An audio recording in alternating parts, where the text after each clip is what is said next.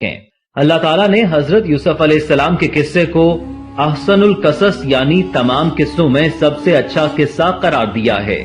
اس کی وجہ یہ ہے کہ حضرت یوسف علیہ السلام کی مقدس زندگی اتار چڑھاؤ، رنج و راحت اور غم و سرور کے مد و جزر سے گزری ہے۔ آپ علیہ السلام کی زندگی کے ہر ایک واقعے میں بڑی بڑی عبرتوں اور نصیحتوں کا سامان ہے۔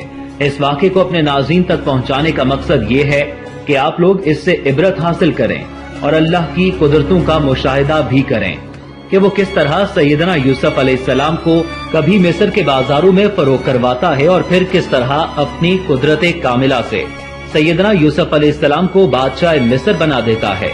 بے شک کہ وہ ہر چیز پر قادر ہے۔ اللہ تعالیٰ نے بنی نوع انسان کو پیدا کیا تو ان کی ہدایت کے لیے بہت سی برگزیدہ ہستیوں کو بھی معبوس فرمایا تاکہ وہ لوگوں کو اللہ کی پہچان عطا کریں اور توحید کا درس دیں۔ ان ہستیوں میں سے ایک کا نام سیدنا یوسف علیہ السلام ہے۔ حضرت یوسف علیہ السلام حضرت یعقوب علیہ السلام کے بیٹے، حضرت اسحاق علیہ السلام کے پوتے اور حضرت ابراہیم علیہ السلام کے پڑپوتے تھے۔